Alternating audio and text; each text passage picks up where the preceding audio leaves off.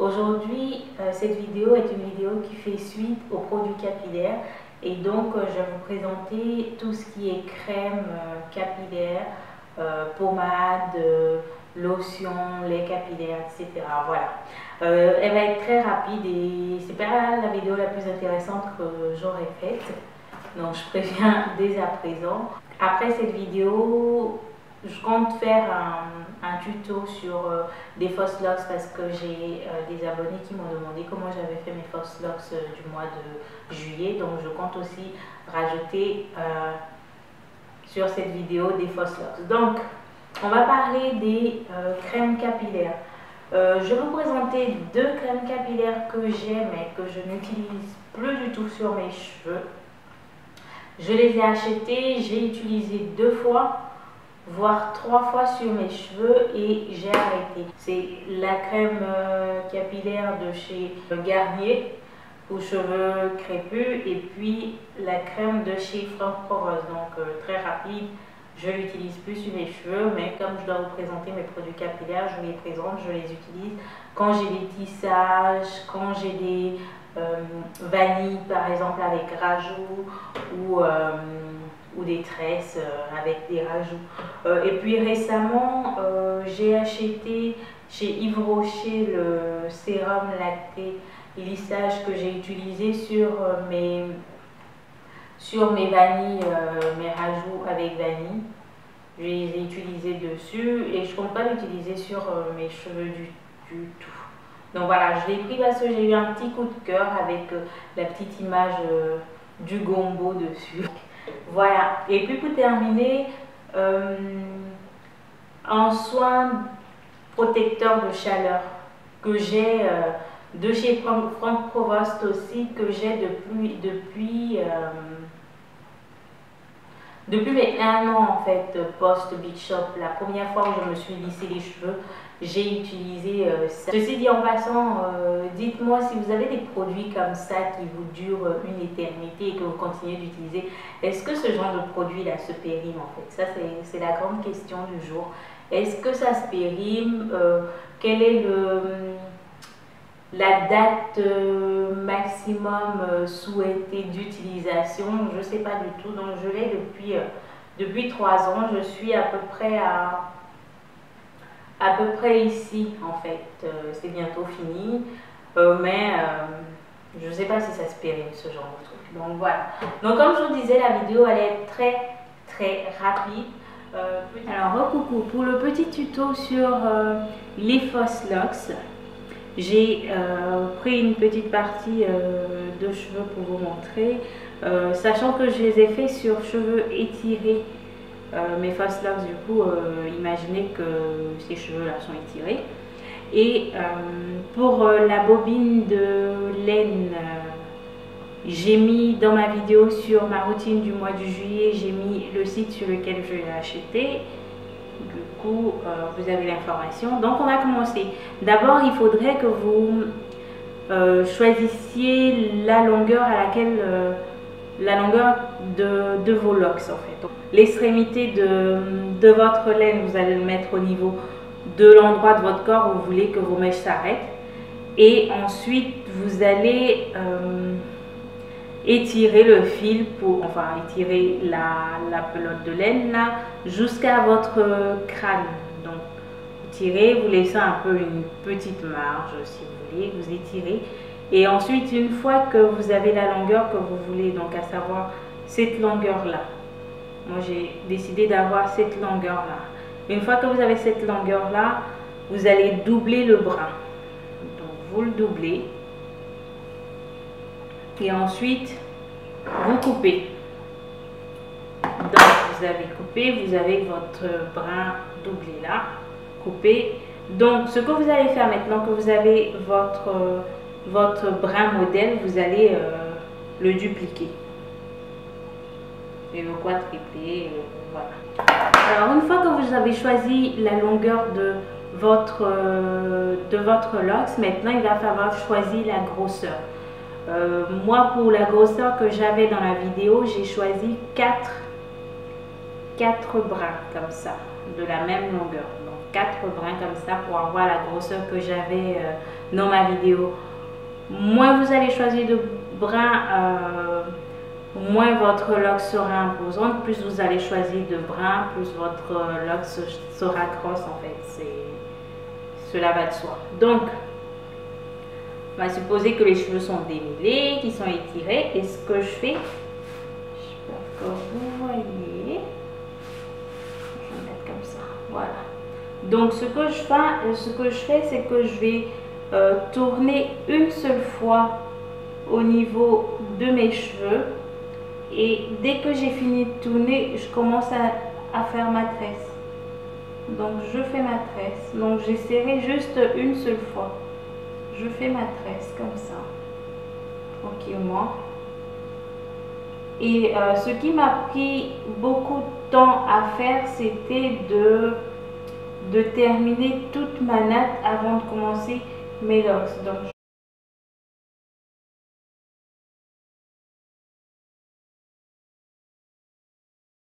et une fois que j'arrive à peu près en bout de mèche, c'est-à-dire lorsque j'ai les cheveux qui sont quasiment terminés à cette longueur-là, mes cheveux sont quasiment terminés, ce que je vais faire, je vais rajouter 2 brins. Je vais rajouter 2 brins de chaque mèche. Et du coup, je vais me retrouver avec 4 brins au niveau de mes cheveux et 2 brins de part et d'autre. Donc, je continue à faire ma tresse.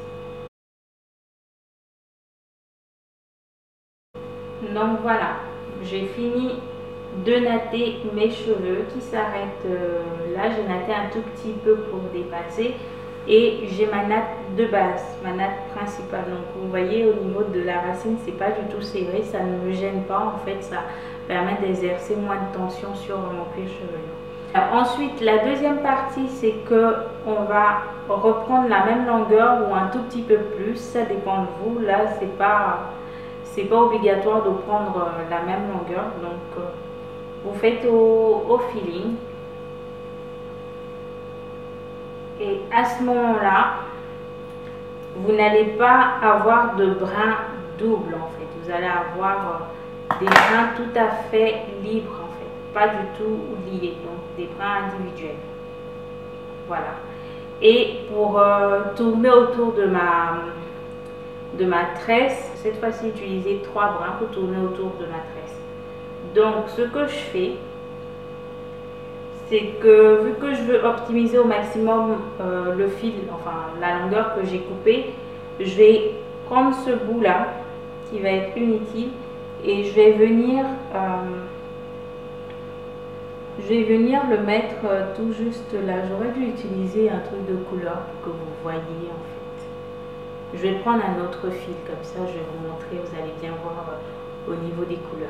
Alors j'ai pris un autre fil pour que vous voyez bien au niveau des couleurs. Donc c'est la même longueur que mon fil marron que j'avais coupé pour vous présenter. Donc pour utiliser au maximum la longueur, je vais venir prendre un petit bout là. Ce petit bout là, il ne va pas être utilisé, donc ça ne sert à rien qu'il soit gros en fait. Donc je décide de perdre en termes de longueur cette longueur là. Et je vais venir mettre au niveau des cheveux, poser ça comme ça et commencer un tout petit peu après ma mèche. Je ne veux pas commencer à la base, ça ne me gêne pas qu'on voit les nattes en fait. Ça me permet de moins exercer de pression encore de tension sur mon cuir chevelu. Donc je vais faire ça et je vais tourner tranquillement ma pelote de laine, mon fil de laine autour de ma tresse, en prenant soin de ne pas du tout espacer pour ne pas qu'on voit ma tresse de base. Donc voilà, je tourne. C'est un peu comme si vous étiez en train de faire des tresses au fil, à la différence qu'avec le fil de tresse, vous allez quand même voir votre cuir chevelure, mais avec ce fil là, l'idée c'est de ne pas voir du tout la tresse de base.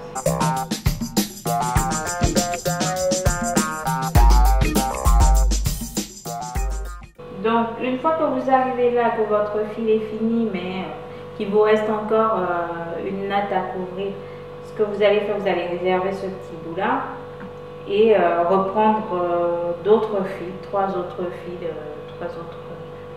fils de laine et faire pareil que si vous commenciez à la base. Donc décider de perdre cette longueur là que vous allez venir mettre au niveau de la mèche où vous avez arrêté, du fil où vous avez arrêté. Donc vous vous retrouvez avec tous ces brins là, vous avez la jonction là et vous allez continuer à tourner. Donc là ça me sert à la base, donc je vais relâcher un tout petit peu en tournant comme ça pour que ça se relâche au niveau de la base et je continue.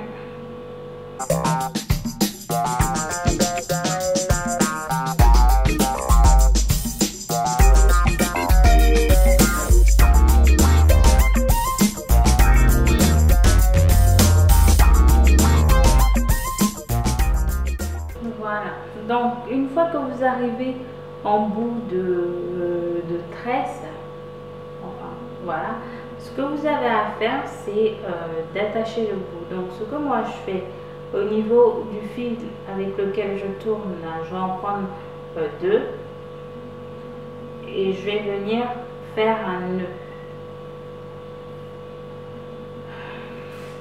Donc je prends deux et je vais faire un nœud autour de ma tresse et je serre comme ça. Je vais refaire de nouveau un deuxième nœud pour sécuriser. Donc je prends ma tresse là et je fais un nœud autour de ma natte.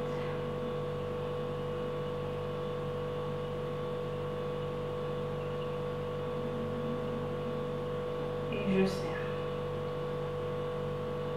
Et pour sécuriser encore plus, je vais prendre un brin différent de celui avec lequel j'ai attaché là, avec un autre, celui dont j'ai fait le nœud en fait. Et je vais les attacher en brin libre. Attacher comme ça. Une fois et une deuxième fois et ensuite je vais prendre ma paire de ciseaux et couper l'excédent.